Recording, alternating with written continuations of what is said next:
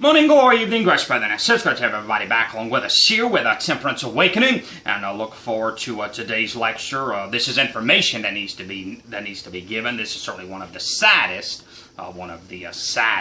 issues that is associated with alcohol consumption, and today we're going to be looking at birth defects and alcohol. Birth defects and alcohol. A birth defect is a health problem that develops while the baby's forming inside the mother. The defect may be inherited or acquired. So one of the leading causes of birth defects, things such as mental retardation and developmental disabilities in children, is also 100% preventable, and that's drinking alcohol during pregnancy. Yet every year 1 in 30 pregnant women indulges in risk drinking that very well could damage her baby. Risk drinking is defined as 7 or more drinks per week, also called frequent drinking or heavy drinking, or 5 or more drinks on one occasion, which is called binge drinking. And another 1 in 7 women of childbearing age who is pregnant but aren't aware of it, they also engage in risk drinking, that being like women who are in the very early parts of their pregnancy. Although we're going to look here, though, that any alcohol that a lady drinks can damage her baby, if that's just 1 beer, 1 glass of wine, whatever. And the range of alcohol-related birth defects and disability runs the spectrum from mild learning and social problems to profound retardation. And the most severe form of alcohol-related disorder is something known as fetal alcohol syndrome. Fetal alcohol syndrome, commonly known as FAS. FAS, just using that acronym for lots of the times and for this lecture. And now looking at that FAS, fetal alcohol syndrome. When a pregnant mother drinks, the alcohol in her bloodstream easily crosses the placenta, which is an organ in most mammals that connects the developing fetus to the mother's uterus and enters her baby's system through the umbilical cord. While scientists are still not sure exactly how alcohol damages a baby in utero, that is, in the mother's uterus or womb, they do know that FAS, the severest form of alcohol-related birth defects, is most frequently associated with frequent or heavy drinking, binge drinking, and alcoholism. FAS is actually a group of alcohol-related birth abnormalities that primarily affect 3 areas: the face, the brain, and the growth. And now looking at facial abnormalities.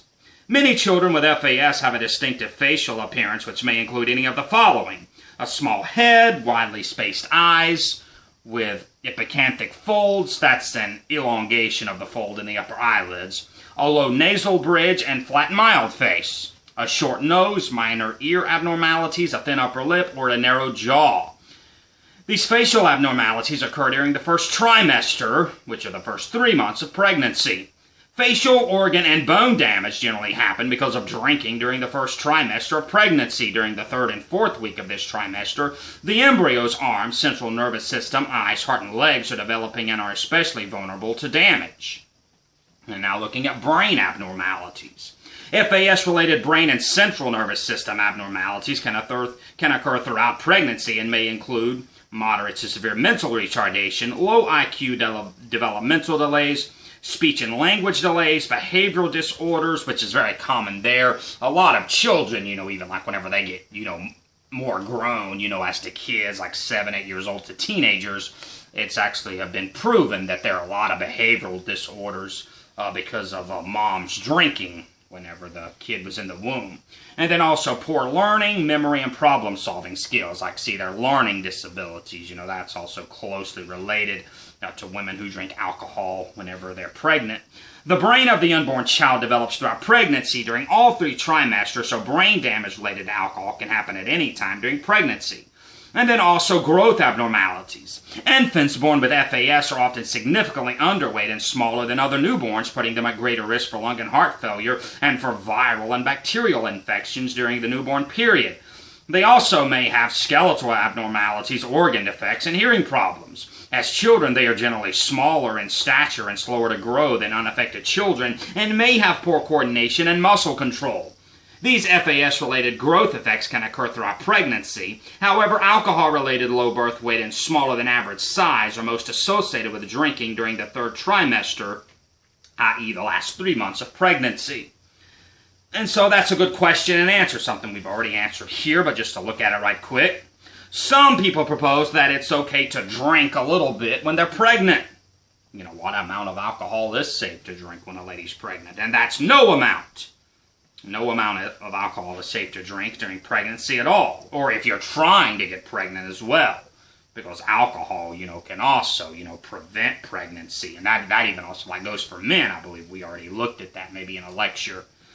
Like even men, who drink, their sperm count. Yeah, I'm pretty sure we did look at that a few weeks ago. Their sperm count, can go down, and, they can even be, they can even suffer a sexual performance, having a good sexual performance because of drinking.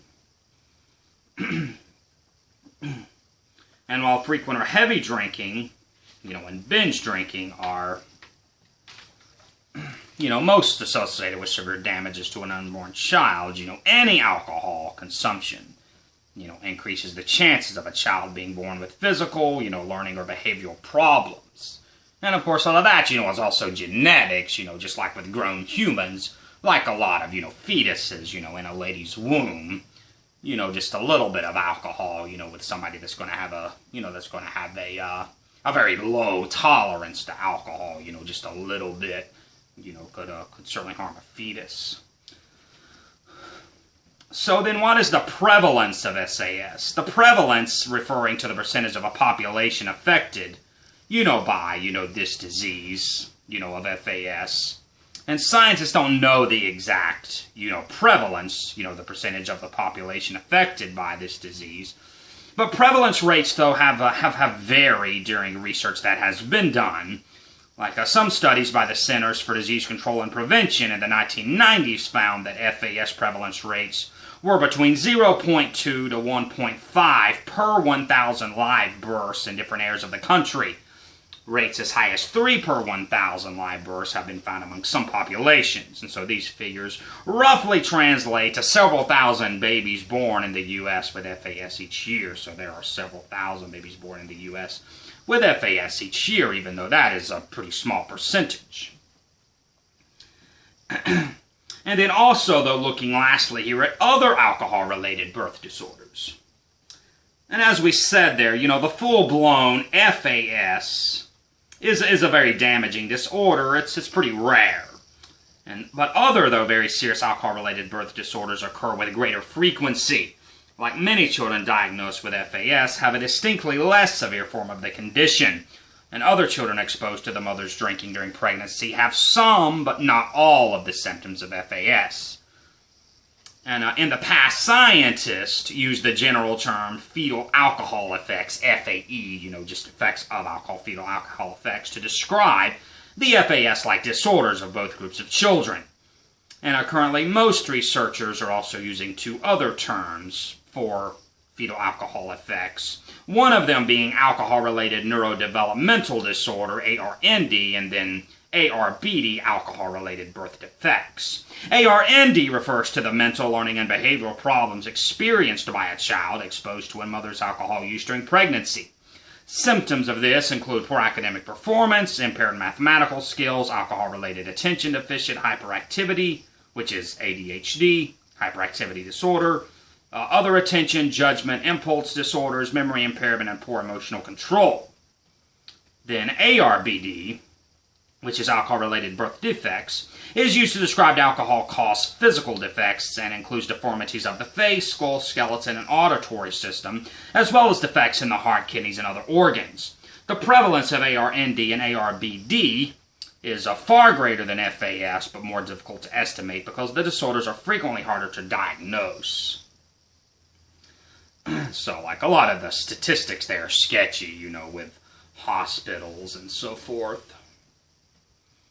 And so FAS and FAE are incurable disorders that affect a child physically, intellectually, emotionally, and behaviorally throughout his or her life.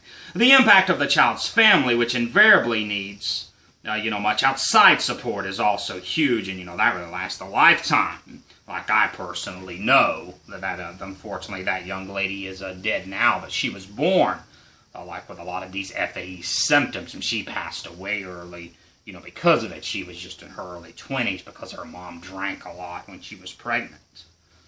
And seeing, the cost associated with this, now talking about economic cost, are immeasurable because, of all that we have to, that we have to combine. Although we do have a rough estimate here, and that being $3 billion a year approximately.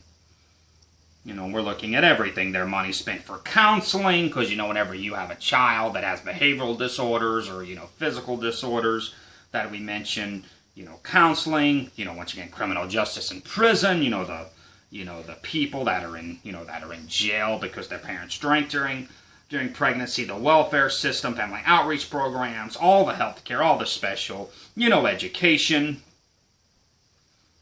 So, we have to, counting all of those things, they're looking at around $3 billion, so that is quite the cost. But despite all that economic cost, certainly much worse is the person, something that's preventable.